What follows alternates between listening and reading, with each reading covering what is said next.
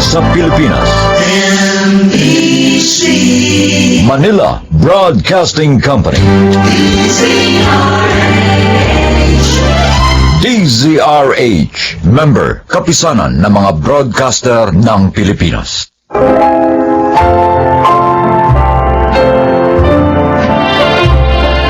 Mga kaibigan, maririnig ninyo ang kwento na kapupulutan nyo ng aral sa buhay. Narito ang kasaysayan ni Lenlen. Isa lang naman ang gusto ko sa buhay, ang mahanap ko ang aking true love. Kaya nang makilala ko si Jeric, agad niyang nakuha ang puso't tiwala ko. Siguro dahil sa malambing na personality at kanyang mga mabulaklak na pangako sa akin. Pinili ko siya sa pag-aakalang siya na ang aking true love. Ngunit may pagkakataon talagang nagkakamali tayo ng ginagawang desisyon sa buhay. Oh, mahal, bakit hindi ka pa kumakain? Feeling ko may problema ka. Ayaw mo lang sabihin sa akin. Natatandaan mo ba yung gabing sinuko ko sa iyo ang virginity ko? Oh, bakit? Jeric, hindi pa rin ako dinadatnan ng monthly period hanggang ngayon eh. Ganun ba? Oo. Pero natatandaan ko ang sabi mo sa akin, hormonal imbalance ka at normal lang sa'yo na minsan madelay. Hindi Jeric. Iba eh. Iba ang feeling ko. Palaging masama ang pakiramdam ko tapos minsan naduduwal din ako. Ayoko din kumain ng usual na kinakain ko. Tapos, para ba akong naglilihi? Ha? Buntis yata ako eh. Since hindi naman tayo protected nung gabing nagsiping tayo. Nag-pregnancy test ka na ba? Hindi pa. Subukan mo munang mag-test. Pero sana hindi ka mag-positive. Paano kung positive? Anong gagawin natin? Ikaw, anong plano mo sa akin? Pananagutan mo ba ako?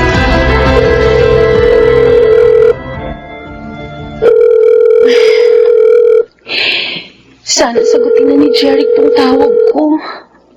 Sana mali yung inala kong pinagtataguan niya ako. My God, Jeric, sobra mo akong pinag-alala. Kanina pa ako text sa'yo tapos nakailang tawag na rin ako. Nag-message pa nga ako sa'yo sa Facebook eh. Hindi ka naman nagre-reply. Bakit ba? Pasensya ka na. Busy lang kasi ako eh. Kahit na ba busy ka, hindi pa rin katwiran na hindi ka magpaparamdam sa akin. Ano? Nabasa mo ba yung mga messages ko? Nabuntis ka? Oo, nabasa ko. So ano na? Anong gagawin natin? Anong plano mo? Pananagutan mo ba ako? Hindi ko alam, Helen. Ang totoo niyan, hindi pa ako handa sa ganyang responsibility. Ano? I'm sorry. Oh, hello? Hello, Jeric? Hello? Pinabaan niya ako ng phone. Ito na yung kinatatakutan ko.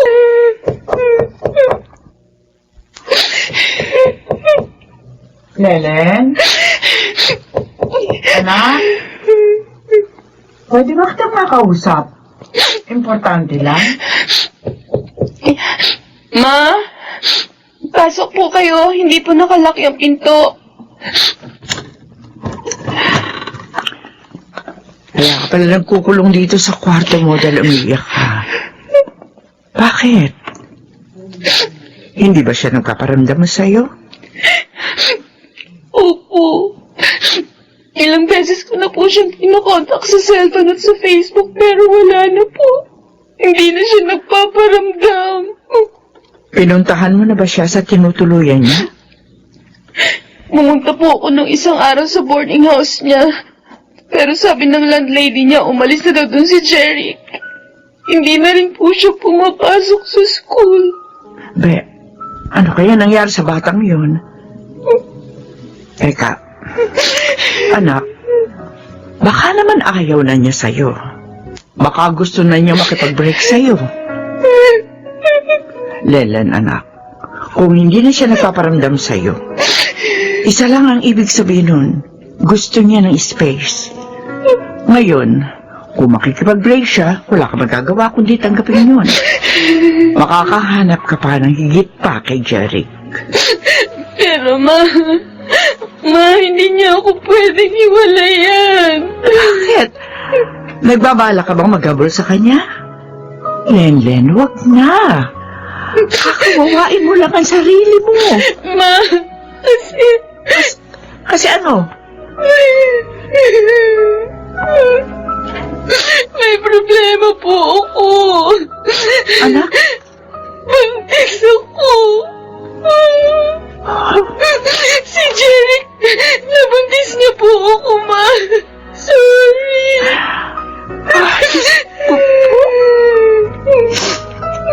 Ilang buwan ka na buntis? Parang magdadalawang buwan na po. Lenlen naman, anak. Bakit ka naman nagpabuntis sa kanya? Hindi ko naman po alam na mangyayari to, sir. Yun na nga, bakit mo ibinigay sa kanya ang virginity mo nang hindi pa kayo kasal? O ano, alam na ba niya na buntis ka? Opo. At tinakasan ka niya, kaya hindi siya nagpaparamdam sa'yo.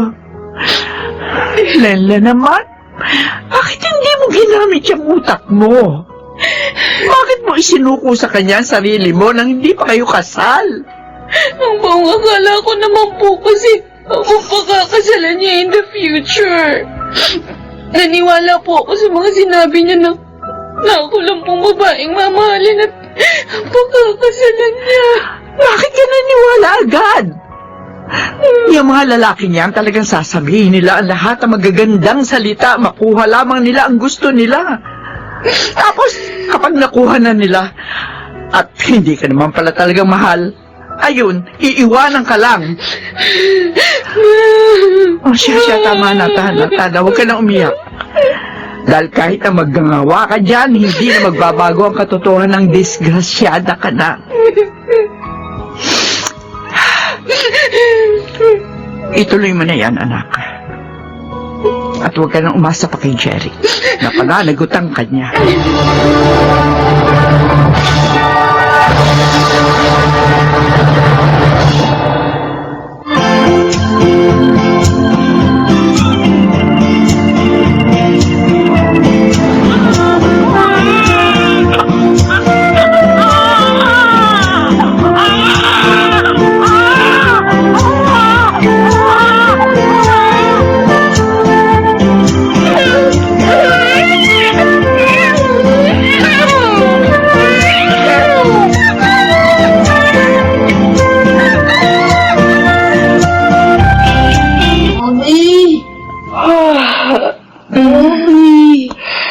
Di ka pa natutulog. May pasok ka pa bukas sa school, remember? I cannot sleep. Halika nga dito. Tabi ka sa akin. Hihimasin ko ulit yung tenga mo para makatulog ka kaagad. Mommy, Bakit, anak? sa Friday pala, meron kaming activity. Kasama daw po yung mga daddy. Baka naman pwedeng mami na lang. No, daddy kailangan, sabi ni teacher. Eh, di magdadamit na lang akong panlalaki. Kunyari, ako daddy mo. Mommy, ang corny. Makatuksain ako doon nila bot-bot. Eh, di sisitahin ko yung bot-bot na yan. Mami, iba? Meron pa po akong daddy. Oo naman. May daddy ka pa. Kaso, matagal na siyang wala. Hindi na po siya babalik. Hindi na, anak. Okay, kids. Nandito ng parents nyo, so kailangan behave, ha? Anyway, we will start our activity for today. Thank you, parents, for accompanying your child for today's activities. Anak, ituro mo nga sa akin mamaya kung sino yung botbot na madalas mang asar sa'yo. Opo, Mami. Good morning, Miss Polancio. Good morning. I'm looking for Lemon and... Sino ba dyan? Ano po sila? Doon po sila. Thank you very much. Okay, nandito na rin palang parent ni Botbot. At sir, dito po kayo maupo ni Botbot. Thank you. Sino sa kanila, anak? Sino dyan si Botbot? Ayun po, ayun si Botbot. Yung kalbong classmate ko. Saan? Bagong dating. Oh my God. Bakit po, Mami? Kailangan na nating umalis, anak. Bakit po? Magsisimula na po yung activity. Huwag na tayong I'm sorry. umalis. Sorry, anak. Pero magpaalam na tayo sa teacher mo. Sumama kasing pakiramdam ko eh. Need kong pumunta sa clinic, okay? Tara na. Okay.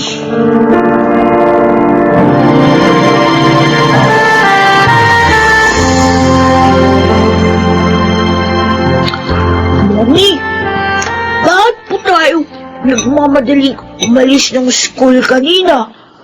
Ayaw niyo po ba sa papa ni Botbot? Hi. Can I join you? Mami, ang papa ni Botbot. Sige.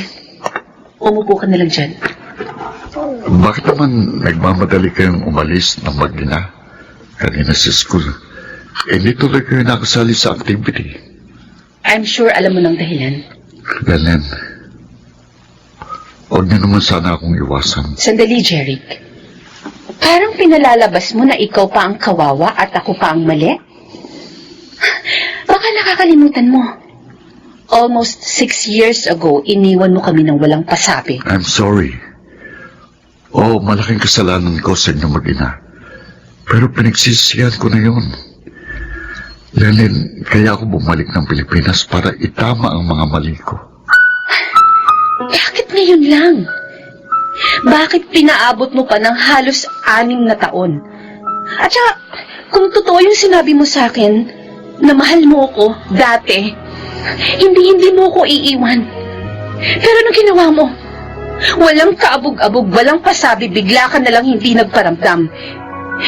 Hindi mo lang alam kung gaano kasakit yun para sa akin. Alam ko yun. Kaya nga hindi ako pinatahimik ng konsensya ko. Akala mo ba sa loob ng almost 6 years, hindi ko nakuhang maging masaya? Kasi palaging ikaw ang iniisip ko. Tama na. Huwag mo na akong bulahin, Jeric. Mami, are you fighting? No, sweetie. Sige na. Bilisin mo kumain, baby, para makaalis na tayo. Kailan mo ba sasabihin sa kanya ang totoo, Lennon? Sasabihin ko sa kanya ang totoo. Sa tamang panahon.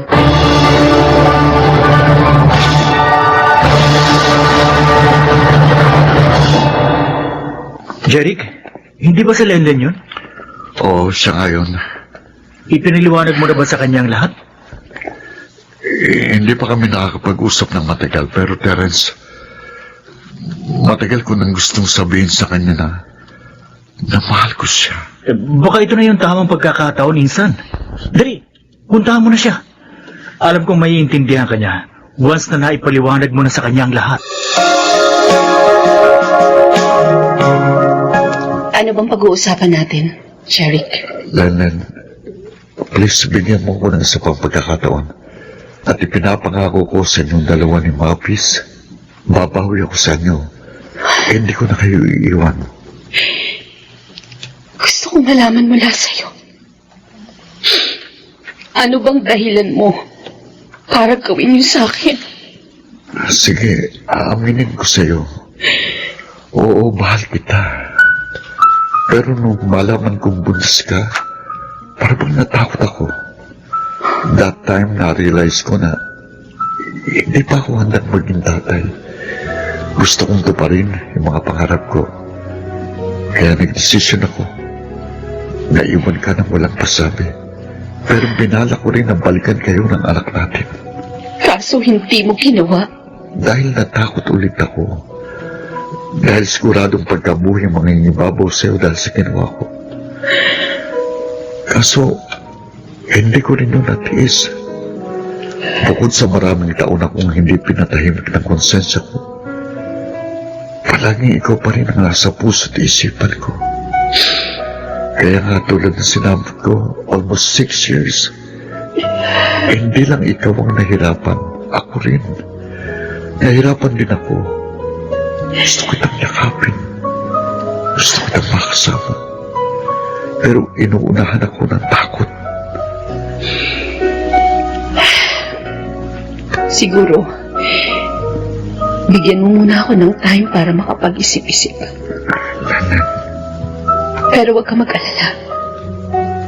Habang pinag-iisipan ko kung tatanggapin ulit kita sa buhay ko, malaya ka makakabisita sa anak natin. Hindi ko ipagkakait sa'yo ang karapatan mo kay Mavis. Mavis, anak? Come here, baby. Halika dito. Mami, bakit po? May aaminin kami ni Jeric sa'yo. Mavis, may tanong ako sa'yo. Oh? Gusto mo bang makita ang totoo mong tatay? Opo.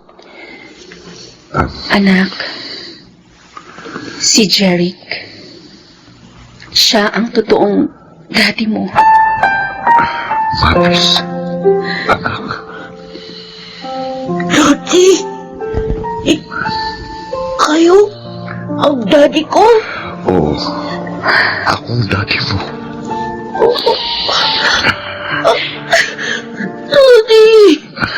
Daddy! Payakap na sa anak mo. Daddy!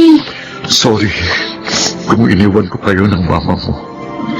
I'm sorry talaga, anak. Huwag ka mag-alala, Mavis.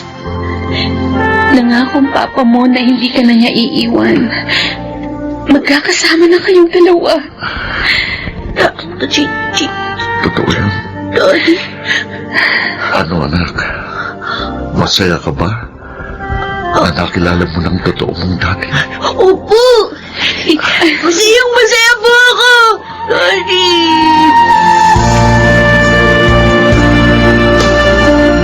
Mabilis ako natanggap ni Mavis. Salamat sa Diyos. At saka salamat din sa iyo, Lenlen. Kasi pinalaki mo ng maayos ang anak natin. Masaya ako para sa anak natin. Alam mo ba, matagal na niyang gusto magkaroon ng ama. Naaawa nga ako sa kanya noon kasi palagi kanyang tinatanong sa akin. Naiinggit daw siya sa mga kaklase niyang may mga tatay. Ngayon, hindi na siya maiinggit. Kasi nandito na ako. Jeric, naliwanagan na ako sa mga nararamdaman ko para sa'yo. Kaya may desisyon na ako. Kung ganun, anong desisyon mo? Bago ko sabihin ang desisyon ko, gusto kong malaman mula sa'yo. Pakakasalan mo ba ako? Oo. Pangako ko yan sa'yo, di ba? Tutuparin ko ang pangakong yun. Bukod sa kapag pinakasalan mo na ako, magagamit na ni Mavis ang apelyido mo. Kaya hindi na siya tutuksoin pa ng mga classmates niya. So, ikaw, anong desisyon mo? Yes. Oo, Jeric. Tinatanggap na ulit kita sa buhay ko.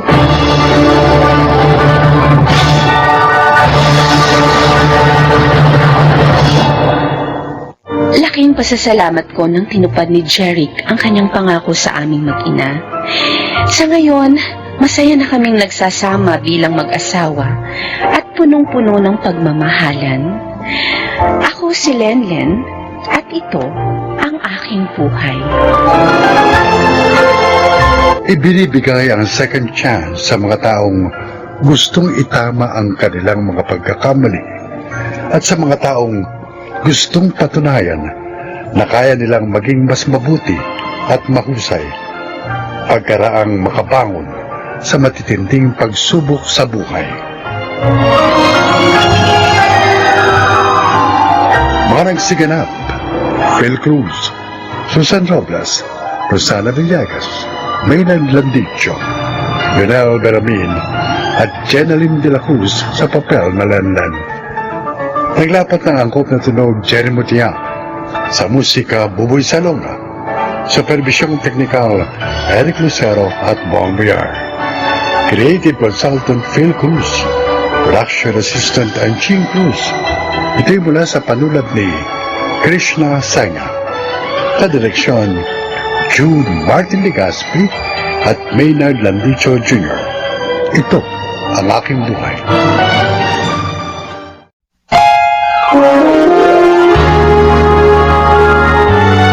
Kauna-unahan sa Pilipinas. Manila Broadcasting Company. DZRH, member, kapisanan ng mga broadcaster ng Pilipinas.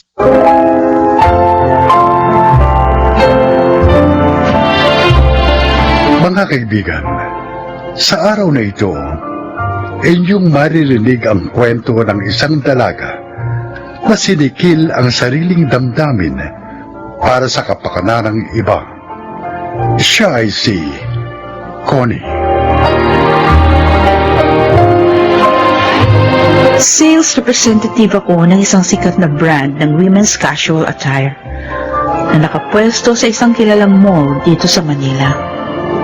Sa nasabing product company ko na rin nakapalagay ang loob ang magkasintahang Carlo at Lerma na parehong salesperson at matagal na rin sa kumpanyang pinaglilikuran.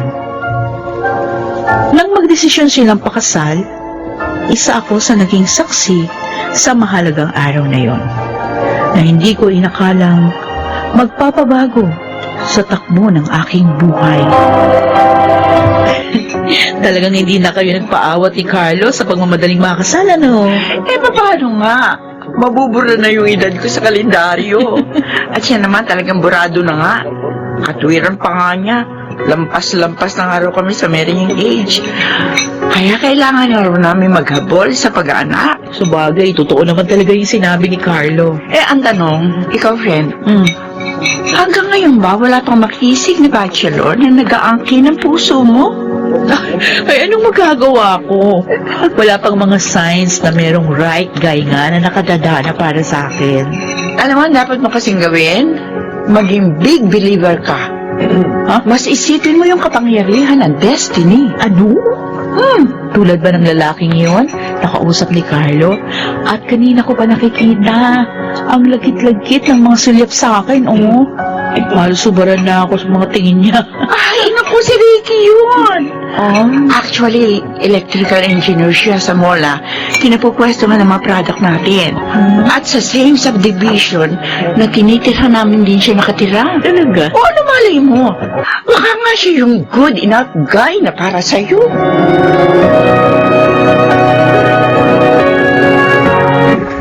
Talagang lalo siyang gumaganda pag tinititigan, ano, Carlo?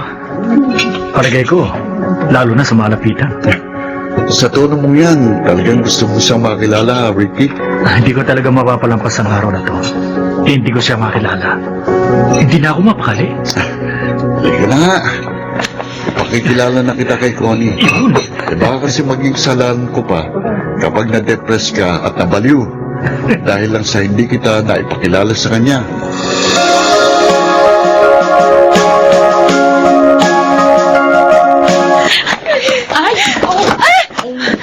Sorry, pasensya na miss. Hindi kita nakitang paparating.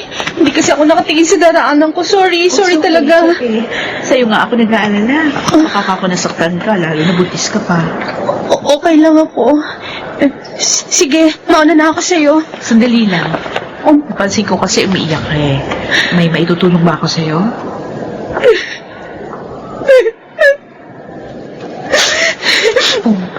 Yung kasing lalaking dapat managot sa pinagbubuntis ko to. Oh. Pinagtabo yan ako. Ha? Hindi ko naman hinihingi sa kanyang pakasalan ako dahil alam kong hindi niya naman gagawin yun. Ang tanging inihihingi ko ng awa sa kanya ay ang pananagutan niya sa sanggol na dinadala ko sa sandaling isilang ko na. Dahil wala naman akong paraan para buhayin ito. Pero yun yung una mong dapat tingin sa kanya, ha? Ang pakasalan ka. Para maging ganap yung pananagutan niya sa'yo at sa'yo yung magiging anak. Wala akong pakasalan niya ako. Kasambahay lang niya ako eh. Huh? Pinagsamantalahan niya ako. Ano? Paulit-ulit. Nang malaman niyang buntis na nga ako, pinalayas na niya ako. O di kung gano'n, mas dapat mo siyang papanagutin sa ginawa niya. Pwede mo siyang idemanda. Sige na, miss. Masyado na pala ako maraming naikwento. Pasensya na, ha? Naabala kita. Sandali lang, miss! Miss!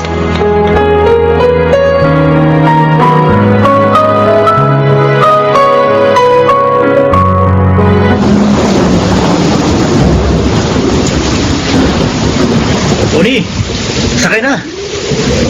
Talagang inabangan ko ang oras ng pag-uwi mo.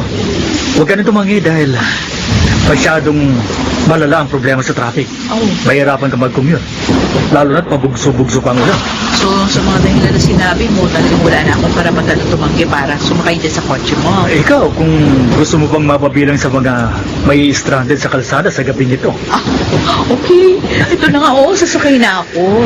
Okay. Bakit ko naman pipiliin ma-stranded sa gitna ng ulan? Nakakagutom ang traffic, no?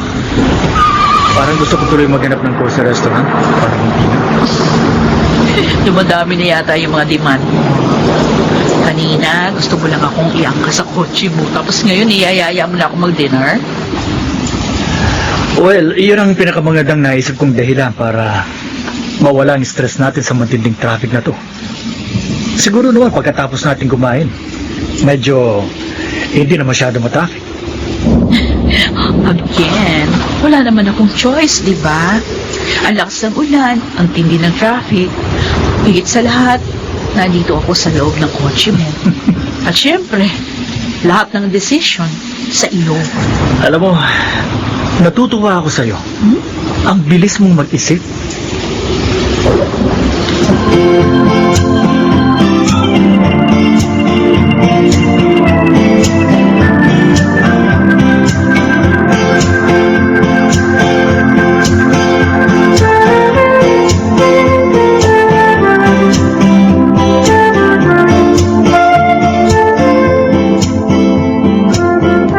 Nakita ko kaninang uwian.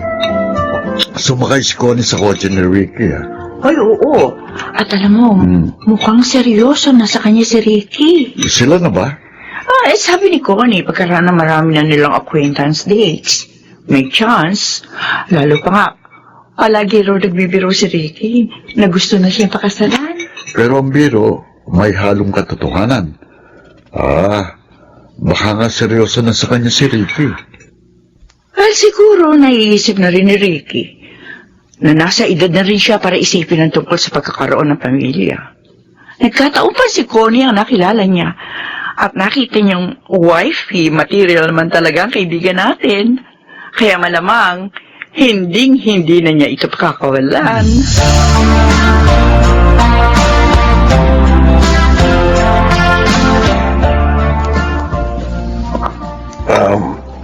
Iha, Mano, ako po ba tinatawag niyo?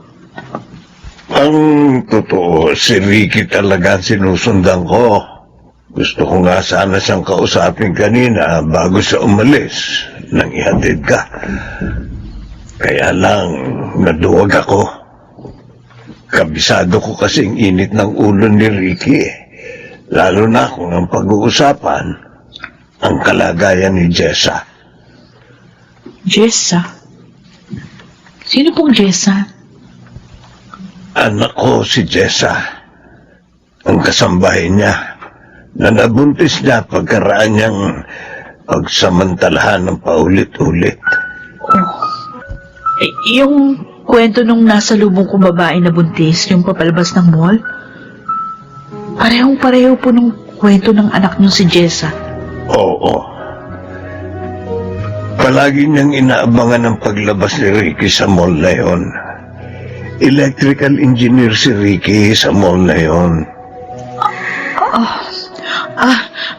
Ano pong pwede ko maitulong sa kalagayan ng anak niyo? Nag-aalala na ako sa mga ikinikilos ni Jessa. Bakit po? May mga oras na nawawala na siya sa kanyang sarili. Kaya nagpakita na ako sa iyo. Baka sakaling ikaw ang makapagpalambot sa matigas na kalooban ni Ricky. Sa patuloy niyang pagtanggi sa sitwasyon ng aking anak. Nakikiusap ako sa iyo. Awang-awa na ako sa anak ko.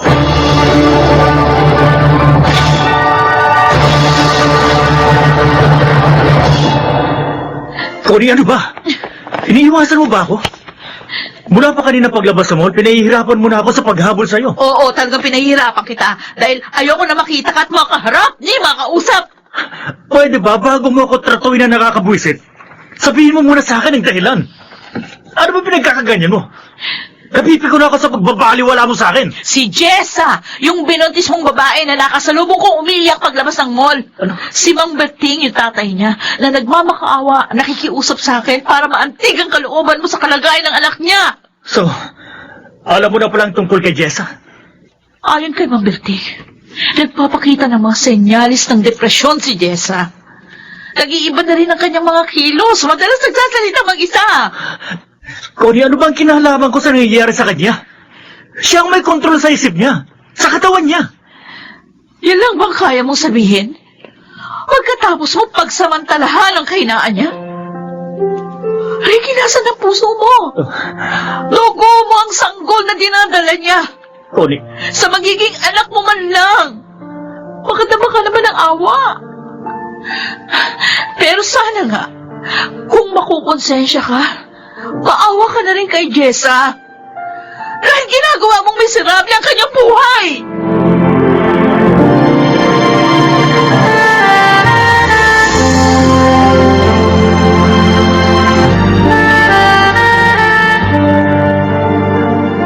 Ito muli ko lang nalaman na nag-file ka pala ng leave. O ano, kumusta ka na? I'm okay. Marami lang realizations sa nangyari. Naging guilty tuloy kami ni Carlo. Kasi kami ang dahilan kung bakit kayo nakakilala ni Ricky. No, wala kayong kasalanan. Sa akin naman, mas inaalala ko yung situation ni Jessa kaysa sa anumang namamagitan sa amin ni Ricky. Mabuti na nga lang. Hindi pa ganun kaseryoso yung relasyon namin. Naisip ko, sa klase ng karakter ni Ricky, pwede rin mangyari sa akin yung nangyari kay Jessa. Honey, pagdarasal ko na sana, malampasan mo agad ang lahat ng lungkot na dinaranas mo ngayon. May mga pangyayari sa buhay na dapat nang kalimutan, lalo na kung hindi ka dapat na manatili sa alaala, Lerma. Oo, maaaring hindi ganun kadali yung proseso ng paglimot, pero ito na yung pinakamabisang paraan para muling may pagpatuloy ang buhay.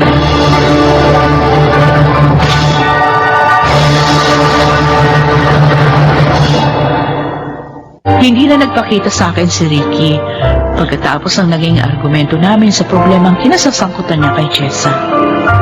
Hindi ko na rin hinangad na makita pa siyang muli.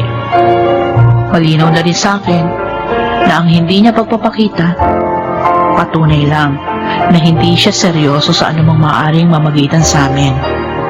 Marami siyang kahinaan na hindi niya kayang paglabanan.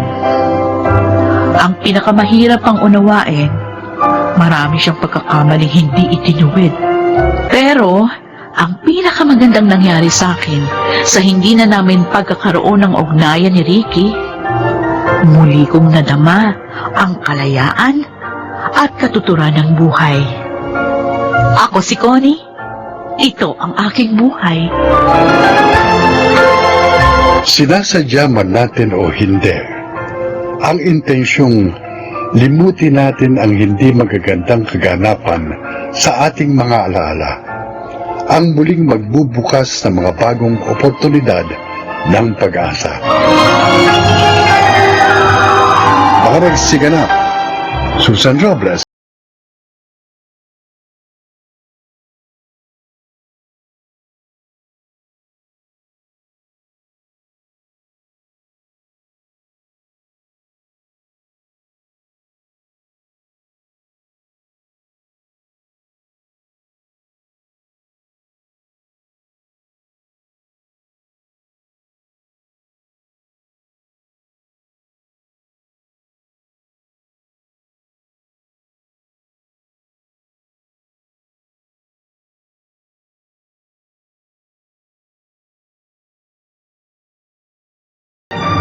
Ito ang aking buhay.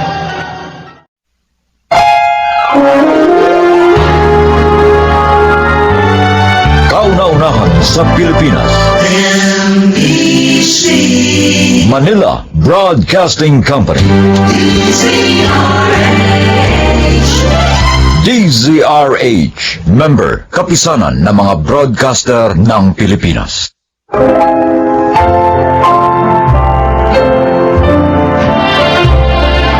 Magandang araw po sa inyo mga giliw naming tagapakinig.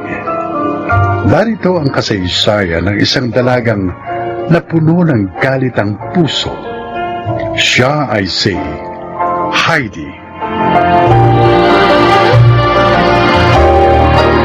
Matagal akong napalayo kay inay. 8 taon pa lamang ako noon nang iwan niya ako sa kanyang kaibigan na si Tita Delia. Yun ay dahil pumanaw si Itay. Sa simula, magandang trato sa akin ni Tita. Pero nang lumaon, nagbago siya. Huwag naman po, Tita Delia. Ayoko na ganong trabaho. Ganon, higaga ka pala eh. Gaga. Ay ko, Tita. Hindi lang sampalang matitikman mo sa akin pag hindi mo ako sinunod. Natatakot po ako magtrabaho sa warehouse. Baka po mabastos ako doon. Tanga! Yung hawak at halik, nakukuha sa paligo yun. At doon, maaari ka makapag-asawa ng mayaman. At mababawi ko ang mga ginastos ko sa pagpapalamon sa'yo. Alalahanin mo, ha? Dito ka tumira sa bahay ko ng mahabang panahon. Matagal na rin hindi nagpapadala ng perang panggastos mo ang nanay mo. Pinabayaan ka na niya. Kaya dapat lang na ngayong malaki ka na. Mabawi ko naman ang kwarta ko. Ipasok niyo na lang po akong katulong. Huwag lang po doon. Baka niyo na lang. Tigas ka talaga. Ayaw mo? Ha? Ayaw mo? Ha? Maldita ka? Ano? Ano, ha? Susundin mo ako? O sasabunutan kita hanggang makalbo ka?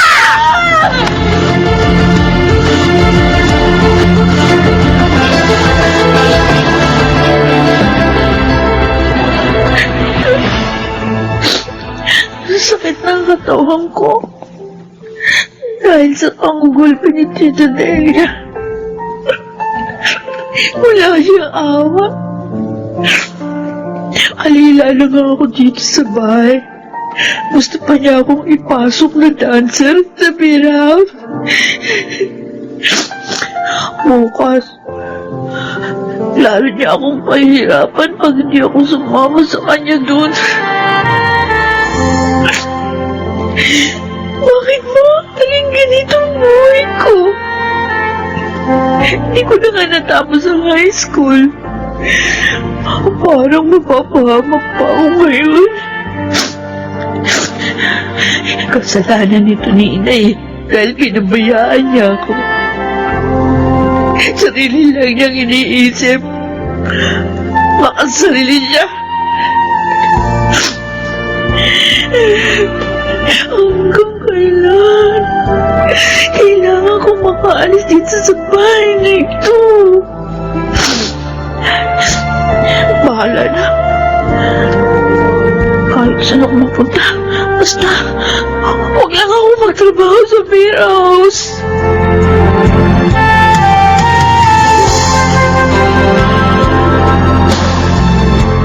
Alam mo, Iha, hindi kami nangangailangan ng katulong ngayon. Sir, para niyo na pong awa. Kahit po pansamantala lang. Bago lang po kasi ako dito sa Maynila. Wala po talaga akong matutuluyan. Nagsasabi ka ba ng totoo? Opo, sir. Di ba ako nagsisinungaling? Bakit ka napadpad dito sa Maynila?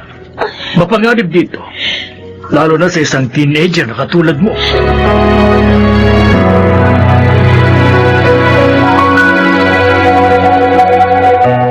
Dalawang buwan na sa iyo, Kuya Romulo. Oo, Renato. Naawa naman kami, kaya hindi namin mapalis. Mabait at masipag naman kasi. Kung talagang totoo ang dahilan niya, kaya napadpad siya dito sa Maynila, nakakaawa nga siya. Palagay ko naman totoo yun. Mula naman ang tanggapin ko siya. Wala kaming nawawalang gamit o kahit na ano sa amin.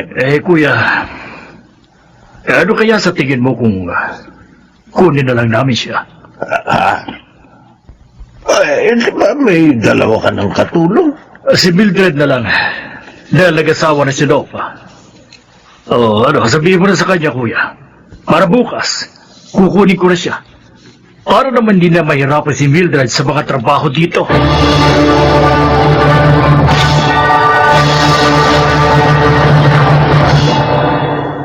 Siya ang bagong makakasama mo dito sa bahay, Mildred. Si Heidi. Heidi, ang katulong namin, si Mildred. Kumusta ka, Heidi? Ang babaeng ito. Heidi, kinukumusta ka ni Mildred? Mabuti naman po. Ay, Sir Renato, baka po kasi nahihiya siya. Pero hindi po bale. Ako na po ang bahala sa kanya. Heidi, pwede ba tayo mag-usap? Pwede naman ho. Ano ba yun? Mula kasi nang dumating ka rito, tahimik ka lang eh. Di naman kasi ako dalahira. Baka lang kasi maaari tayo magkwentuhan dahil magkasama tayo sa trabaho. Ayokong i-chismis yung buhay ko. Hindi naman ako chismosa. Pero kung wala ka sa mood makipag-usap, sige lang. Itatanong ko lang sana kung ano-ano kayang gawaing bahay ang alam mo. Lahat ho alam ko. Kahit naman kasi pinabayaan ako ng nanay ko. Natuto pa rin ako sa pamamagitan ng ibang tao. Di mainam. Hindi na pala kita tuturuan.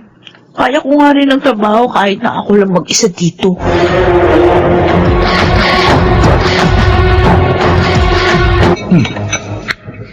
Masarap talagang magluto yan si Heidi. Parang mas mahusay pa siya magluto kaysa kay Mildred. You're right, Dad. Kaya lang tingin ko, hindi siya mabait. Bakit mo naman nasabi yan, Walter? Ilang beses ko na kasing nahuli na sinusungitan niya si Mildred. Pero wala namang babagit sa akin si Mildred na ganung mga pangyayari. Para namang hindi niyo kilala si Mildred. Mabait siya, mahaba ang pasensya. Sige. Oobserbahan ko yan si Heidi. Hindi tama na inaabuso niya si Mildred.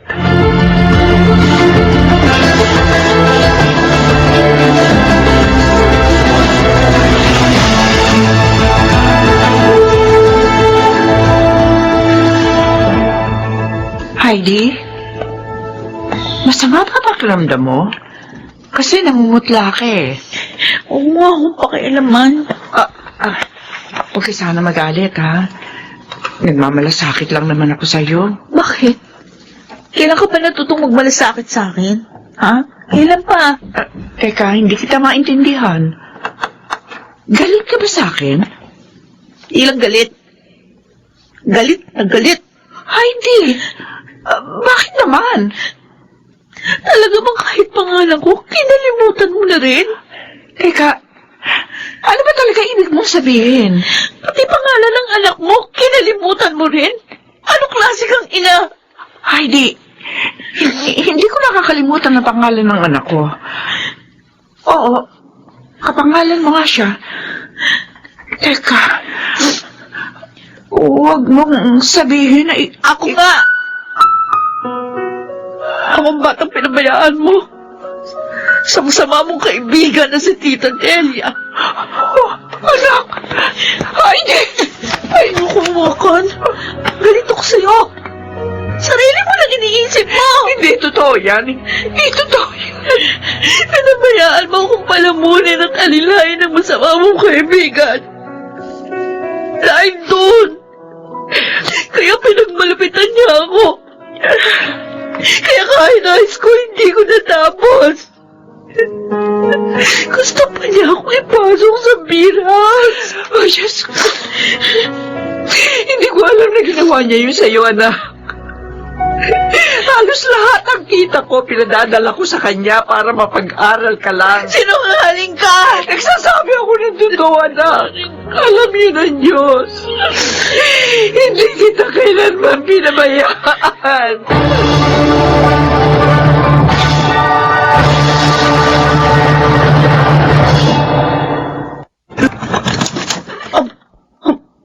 Mildred? Ay, ikaw nga. Ba't naman mo sinabing uuwi ka dito sa probinsya? Nasaan ang anak ko, Delia? Ha? Sabik na ako makita siya. Kwan! Nagtanan siya. Oo, nagtanan nga. Matigas kasing ulo ng anak mo. Ayaw makinig.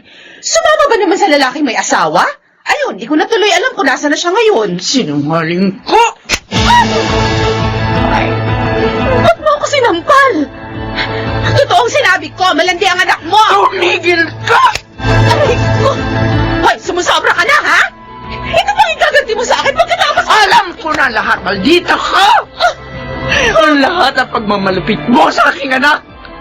At ang hindi mo pagpapaaral sa kanya! Anong... Sinong nagsabi sa'yo ng kasinungalingan yan? Ako, Tita Delia. Heidi? Nagkita na kayo? Siguro nga. Talagang niloob ng Diyos na magkita kami. Para matapos ng kasamaan mo. Walang niya ka! Napakasama mo, Delia! Hindi ka pala dapat magkatiwalaan! Wala kang kwentang kaibigan! Patawarin niyo ako. Patawad.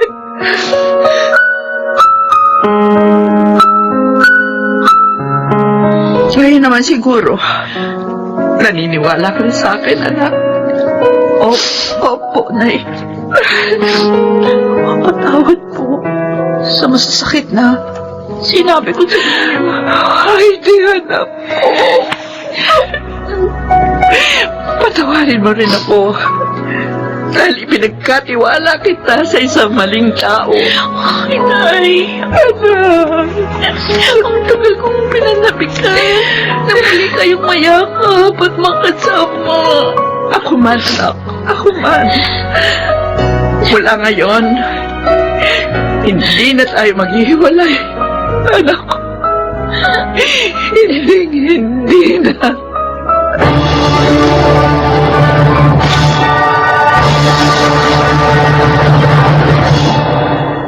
Nakatapos na ako ng pag-aaral sa kolehiyo. At yun ay dahil sa tulong ni na Sir Renato. At maligaya na kami ni Inay ngayon. Ako po si Heidi. At ito ang aking buhay. Totoong mahirap ang maging ina. Hindi biro ang mga responsibilidad. Kaya marapat lamang na maging maingat upang ang anak ay hindi mapahamak. Mga nagsiganap: Susan Robles, Jeneline de la Cruz, Lionel Benjamin, Maynard Landicho, Phil Cruz, at Rosana Villegas sa papel na Heidi. Naglapat ng angkop na tunog Jerry Mutiang. Sa musika, Buboy Salonga. Supervisyong teknikal, Eric Lucero at Bong Boyar. Creative Consultant, Phil Cruz. Production Assistant, Anching Cruz. Ito'y mula sa panulat ni Telma Corporal Alcantara. Sa direksyon, June Martin Ligaspi at Maynard Landicho Jr. Ito ang aking buhay.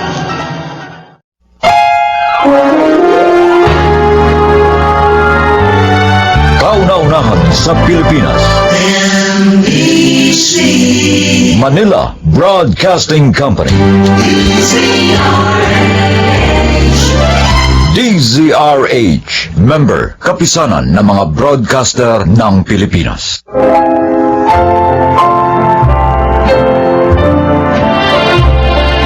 Magandang araw po mga kaibigan.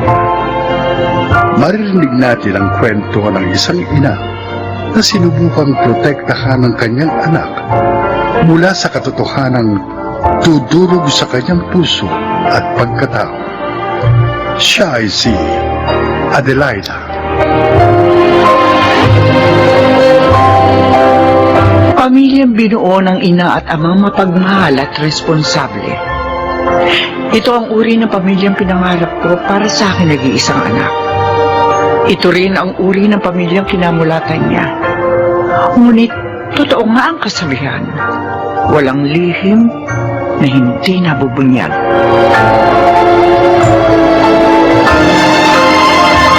Oh, Mike. Bakit higap ka ng hikab?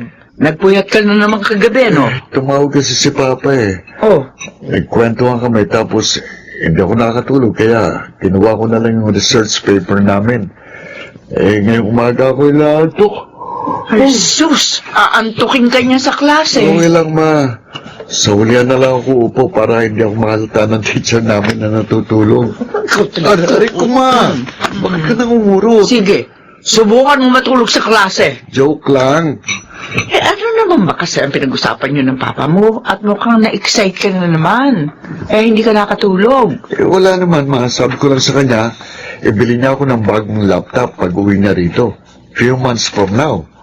Humingi ka na naman sa kanya? Ikaw talaga? May laptop ka ba naman bibili ko lang niya last year. Naglalambing lang naman talaga ako kagabi kay Papa kaya pumayag naman siya. So, wala na akong magagawa. Kakaya na sa papa mo. Bakit naman ako mahiya sa kanya? Papa ko siya, Ma. Kaysa naman humingi ako sa ibang tao, di ba? Mas mainam lang sa sarili kong ama ko humingi.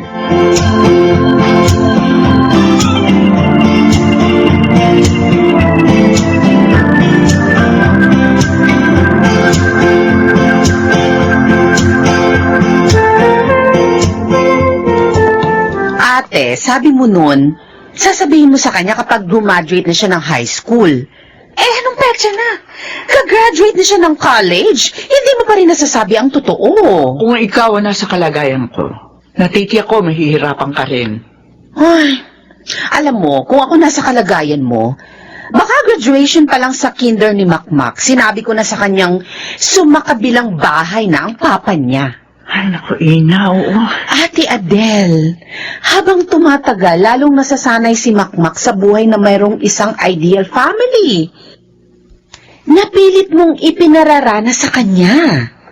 Ang inaalala ko lang, baka sa ibang tao niya pa malaman ng totoo. Bahala ng Diyos. Kung dumating ang panahon yun, di haharapin ko na lang.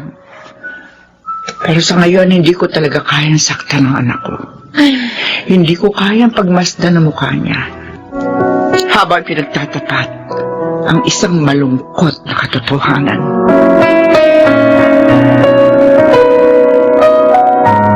Ayun, Ma. Ayun na si Papa.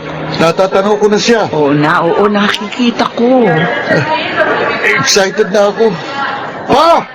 Mak, malayo pa siya. Lalapitin siya dito. Huwag ka na sumigaw. Namimiss ko si Papa eh. Ikaw talaga? Pa! Ay, naku. Sige na nga. Salubungin mo na. Tulungan mo na siya sa mga bitbit niya. Oo. Pa! Pa! Naku, lalo kaya atang tumangkas. Mas matangkad na ako sa'yo. Akin itong mga gamit mo. Itong bag ko na lang. Ako na itong iba. Mabigat tong bag na to. Pa! Andito na si Papa. Oo. Kasi naman, hindi ko nakikita. Mula nung bata ka hanggang ngayon, hindi ka nagbabago. Pakiramdam ko tuloy, artista ako sa tuwing umuwi ako eh. Hindi na nga yun nakatulog eh. Alas 10 pa lang na umaga. Gusto nang pumunta rito sa airport. Ay, ano yung kotse? Nakaparada. Ay, tara. Pa, dala mo ba yung laptop ko? Nako. Ay, lagot. Nakalimutan ko. Ano?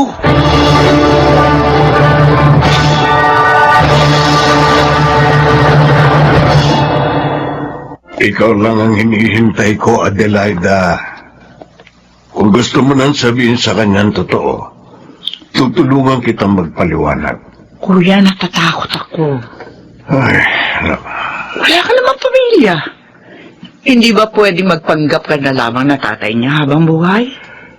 Sa totoo lang, sa ganitong edad, naiisip ko, paano kung bigla akong magkasakit o kaya atakihin? Paano kung bigla akong mamatay? Tatanggapin kaya ako sa langit, gayong halos 2 dekada akong nagsinungaling sa isang inosenteng bata? Kuya, Nakukonsensya na rin ako sa ginagawa natin kay Makmak. Oo, masasaktan siya. Pero, kahit anong gawin natin pagpapanggap, hindi na natin mababago ang katotohanan, Adelaida.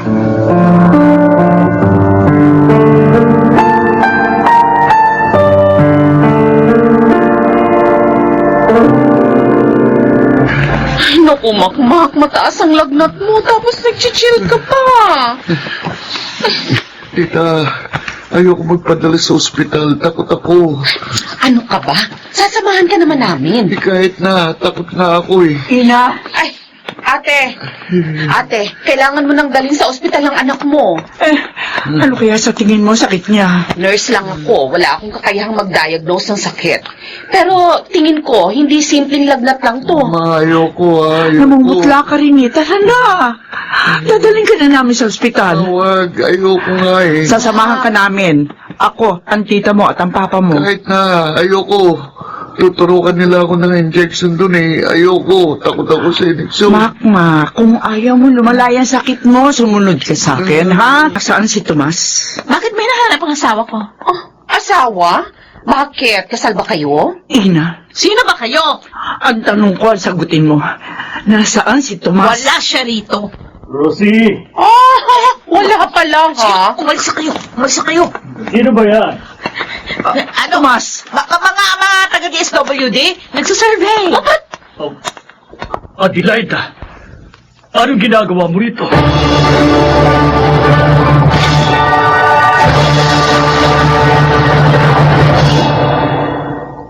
Oh, nahiga ka rito. Dandahan. Okay na ako, tita. Thank you. Mag-iingat ka sa susunod, ha? Kung ayaw mo na uling makonfine sa ospital ng ilang linggo. Eh, hindi ko naman gustong magkasakit ah. Oo na. O siya, marami. Si Papa. Ha? Nasa labas. Oo, nasa labas. Si Mama. Tatawagin ko. Bakit? Ano bang kailangan mo? Wala naman. Gusto ko lang silang makakita. Makmak, Bakit, tita?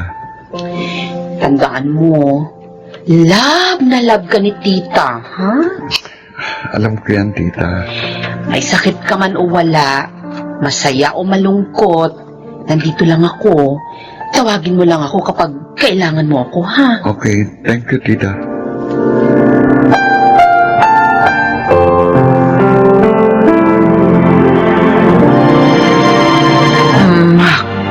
Anak, Ma? Pa? Bakit parang ang seryoso nyo? hinintay talaga namin makarecover ka muna sa sakit mo. Bago namin ito sabihin sa iyo. Anak, alam mo naman kung gaano kita kamahal, di ba? Oo naman, pa. Mahal na mahal ka namin ng mama mo. Kaya ayaw na namin patuloy kang paglihiman. Naniniwala akong nasa tamang edad ka na para maunawaan ang ganitong klaseng bagay. Tomas? Ma,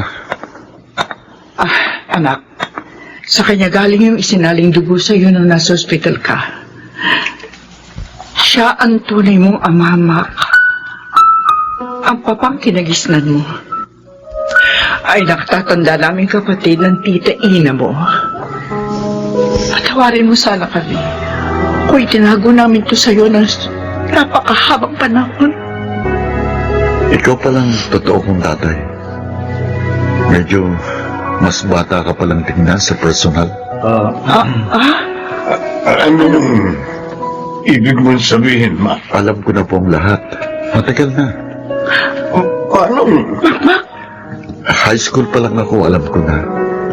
Hinihintay ko lang talagang sabihin niyo sa akin ng totoo. At hinihintay ko rin makita siya ng personal. Anak, Huwag mo kong tawaging anak. Oo, nabuo ako dahil sir, pero hanggang doon lang ang pagiging ama mo sa akin. Si Papa Bert pa rin ang itinuturing kong ama. patawarin mo ako, anak. Matagal ko na po kayong pinatawad. Hindi ko naman naramdaman ang kawalan niyo sa buhay ko, kaya wala kayong dapat ipag-alala. Maganda naman ang buhay namin ni Mama kahit wala ka. Higit sa lahat, masaya kami. Sana ikaw din at ang pinili mong pamilya.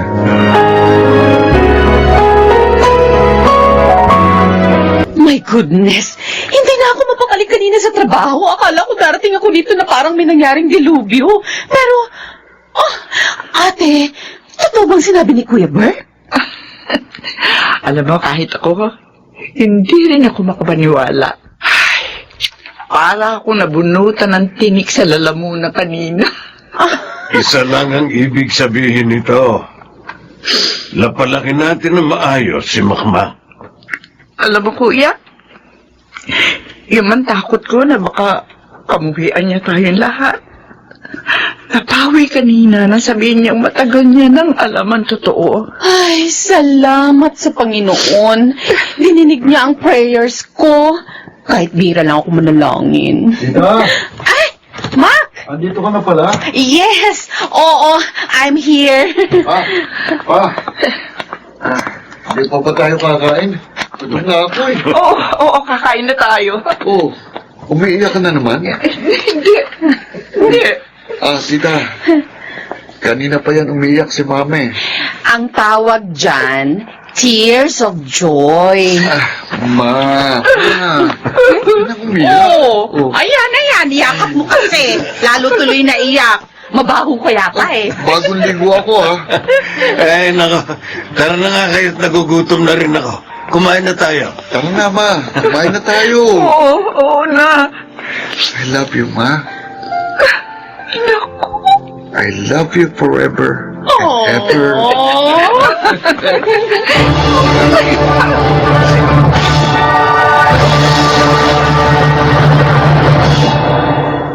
Ilang taon na nakakalipas mula na mangyari yun. Pero hanggang ngayon, sariwa pa rin sa alaala ko ang lahat. At yun ang pinakamasayang sandali sa buhay ko. Doon ko napatunayang hindi pala ako nagkulang sa anak ko. Naramdaman niya ang pagmamahal namin sa kanya, kaya hindi siya natinag kahit ng pinakamasakit na katotohanan ng kanyang nalaman. Ako po si Adelaida, at ito ang aking buhay.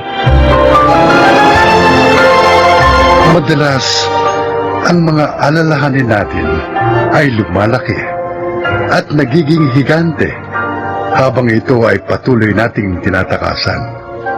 Ngunit kapag hinarap natin ito ng buong tapang, malalaman nating nasa isip lang pala natin ang lahat.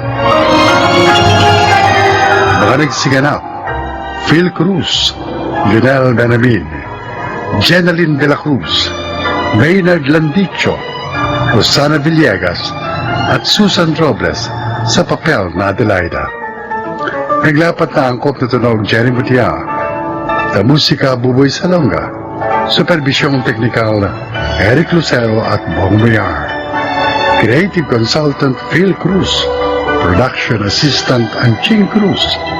Ito'y mula sa panulat ni Rita Labano. Sa direksyon, June Martin Legaspi at Maynard Landicho Jr. Ito ang aking buhay.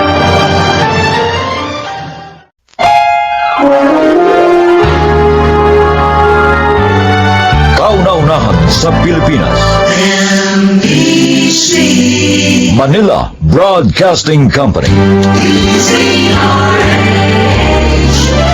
DZRH, member, kapisanan ng mga broadcaster ng Pilipinas.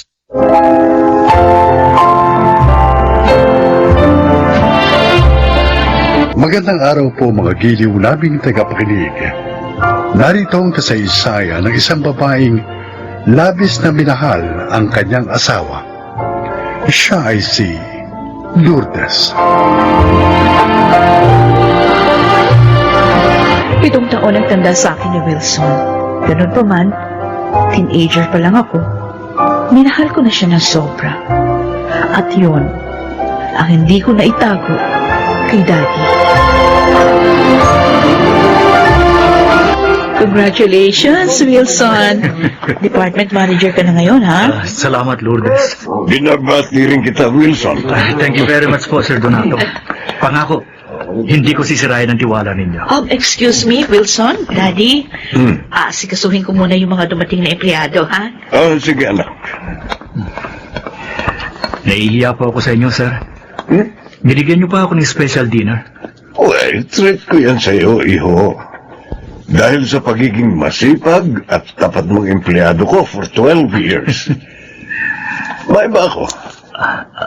Bakit nga ba hanggang ngayon hindi ka pa nag-aasawa? Kaya mo namang bumuhay na ng pamilya. Wala pa naman akong girlfriend, sir. Isa pa, marami pa akong pangarap sa buhay. Tulad ng ano?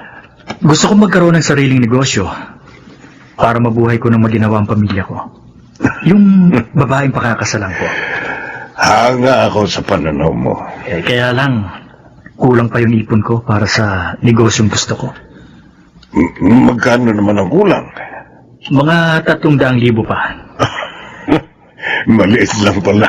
Pero hindi madali mangutang, sir. Mahihiramin kita. Hindi po kayo nagbibiro? Hindi binibiro ang ganitong bagay, Wilson. Maraming salamat po, sir. Pangako, oras na kumita kagad ang bubuksan kong business, babayaran ko kagad kayo. Kaya lang, lahat ng pera ko, inilalaan ko kay Lourdes. Ang gusto ko kasi, mapabuti siya kahit wala na ako. Ang totoo nga, gusto ko mag-asawa na siya. Pero wala pa ho siyang nobyo. Pero, may mahal na siya. Matagal na. At ikaw yun, Wilson. Sir Donato? Mahusay pumili ang anak ko. Dahil bagay kayo. Responsible at masipag ka. At ang aking anak naman, isang responsableng babae. Magiging mabuting asawa siya sa'yo.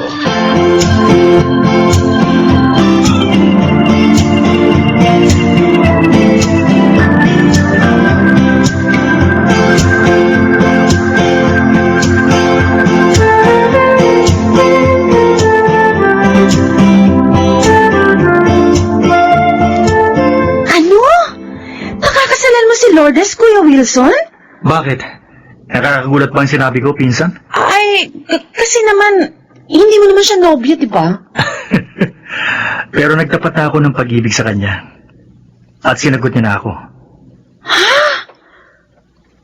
Totoo pala talagang sinabi ni Sir Donato. Doon pa, mahal na ako ni Lourdes.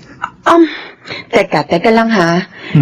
Kaya mo ba siya pakakasalan dahil sa utang mo sa daddy niya? Parang gano'n na nga. Naiiya kasi ako kay Sir. Kuya, mahirap yung gagawin mo. Baka hindi rin magtagal ang pagsasama niyo ni Lourdes. Matututunan ko naman siguro siyang mahalin. Pareho naman kaming walang katipan eh.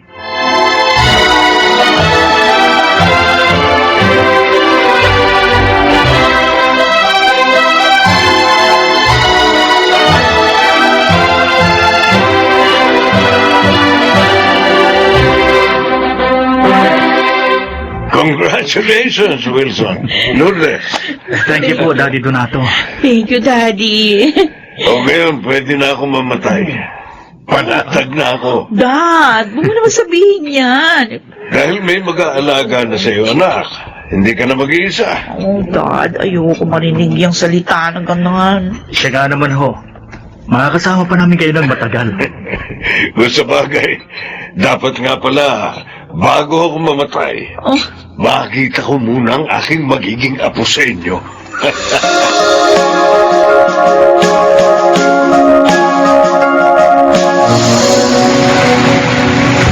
Daddy, mabuti naman ho pumasyal kayo rito.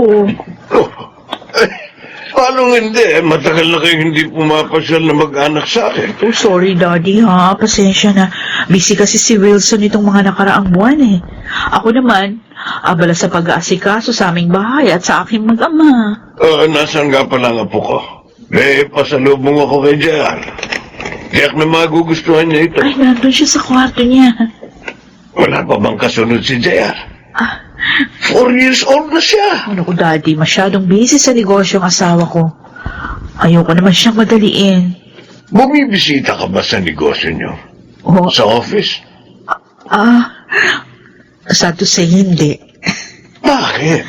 Dapat bilang asawa ni Wilson, alam mo rin ang tungkol sa negosyo niya. Alam ko naman ho yung tungkol sa negosyo niya. Hindi ko nga lang magawang bumisita sa office kasi nga, dahil sa pag-asikaso pa lang sa asawa ko, naku, kulang na yung panahon ko.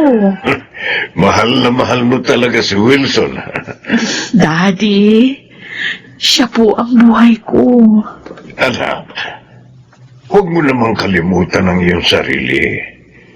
Magtira ka rin ng pagmamahal para sa sarili mo.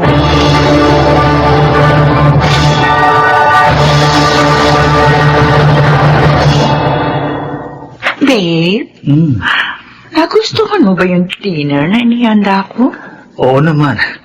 Gustong-gusto, Sofia. Busog na ako eh. At mamaya, bibigyan naman kita ng isang masarap na tulog.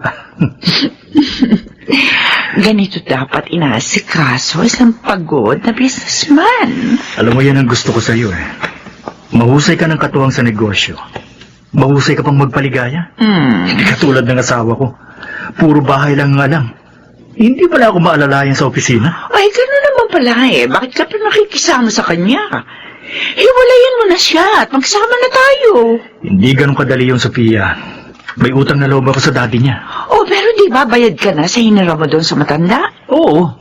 Matagal na. Ay, di pwede mo nang iwan yung anak niya. Gusto ko, kung iiwan ko si Lourdes, yung may dahilan. Ayoko masira ako sa mga tao. Lalo na sa mga koneksyon ni Daddy Donato. Teka. Alam ko na. Alam ko na kung anong dapat natin gawin. Paano? Sa paraang naisip ko, siya ang masisira sa mga tao. At ikaw, ang siyang magiging kawawa. Opo, Ma'am Lourdes. Bakit ka na pa rito? Anong sadya mo? Ay, ipinakukuha po sa akin ni Sir yung isang cellphone niya na naiwan dito sa table, sa kwarto niyo. Oo, naiwan pala niya yun. Hindi ko napansin. Ayan, hindi ko tuloy nahabol sa kanya. Sandali lang ha, kukunin ko sa loob ng kwarto. Ay, naku. Tiyak na namumroblema si Wilson ngayon. Ang cellphone pa naman na yun ang lagi niyang ginagamit sa kanyang mga transaction. Huwag mo na ilabas yan, Lourdes. Bakit ka pumasok dito sa kwarto? Lumabas ka. Huwag kang mag-alala. Lalabas din ako. Pero pagkatapos ng gagawin, Ano ba? Bitiwan mo ko? Ano ba? Maawa ka! huwag ka na magpumigla. Sandali lang naman ito. Wag! Ha? Wag!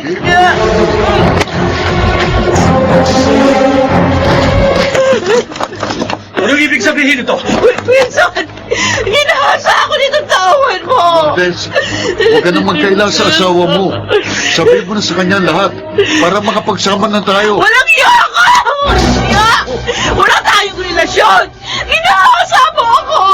Hindi ko akalain magagawa mo sa akin to, Lourdes. Maniwala ka sa akin, Wilson. Hindi ko nga kilala ang taong ito eh. Wala kaming relasyon. Umayos kayo sa harap ko, mga hayop! Anong kaguluhan ito? Daddy! Daddy Donato. Anong ibig sabihin nito, anak? Bakit wala kayong damit ng lalaking to? Pinagtaksilan ako ng anak ninyo. Nahuli ko sila ng lalaking ito. No! At dito pa sa kwarto namin. Hindi, Daddy! Hindi ko kayang gawin yun sa asawa ko! Dumating dito ang daddy na yan! Tauhan daw siya ni Wilson! Pinakukuha yung cellphone! Kaya pumasok ako sa kwarto! Tumigil ka! Hindi ako naniniwala sa'yo. Ituloy mo, anak. Pero sumunod sa akin yung lalaki yan eh! Pinagsamantalahan niya ako! Dapat tumawag tayo ng pulis. Lucas! Lucas! Tumawag ka ng pulis. Dali! Opo, sir. Kailangan maimbestigahan at makulong ang taong ito. Sandali lang. Wala sa usapan natin ito, Wilson. Ano? Ay, Anong usapan ang sinasabi mo? Ha?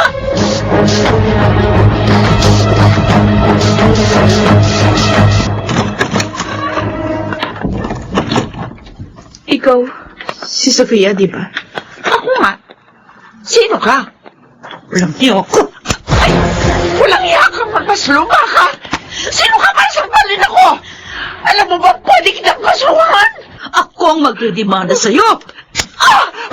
Dahil ako ang babaeng pinaghahasaan niyo ni Wilson sa pinsan mong si Dante!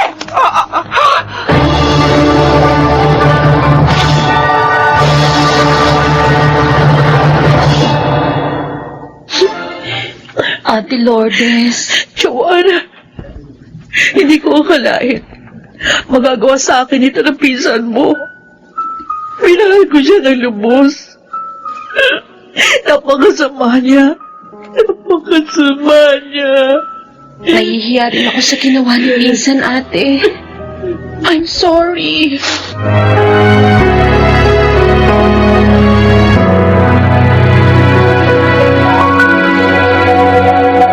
Lourdes!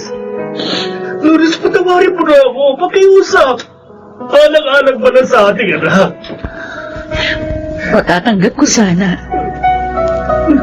Kung hiwalayan mo ako at ipagpalit sa iba. Pero ang ipaghasa pa ako para magmukha kang malinis. Kalabisan na yun, Wilson. Pagdurusahan mo ang mga kasamaang ginawa mo.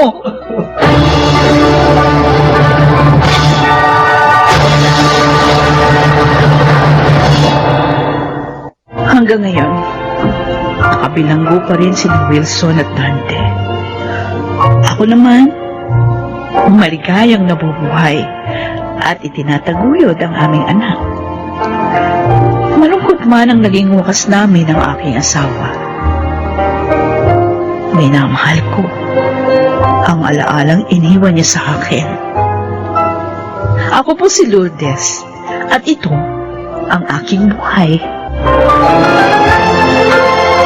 Importante na ang tao ay marunong makontento sa mga bagay-bagay na kanyang nakakamit upang ang kaligayahan sa kanya ay manatili.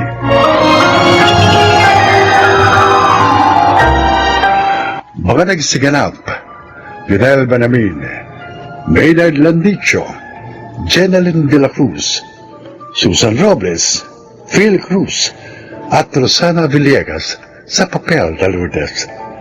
Naglapat ng angkop na tunog Jerry Mutia. Sa musika, Buboy Salonga.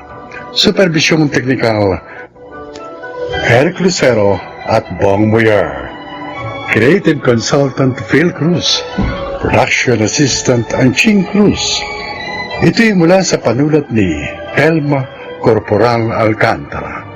Sa direksyon, June Martin Legaspi at Maynard Landicho Jr. Ito ang aking buhay.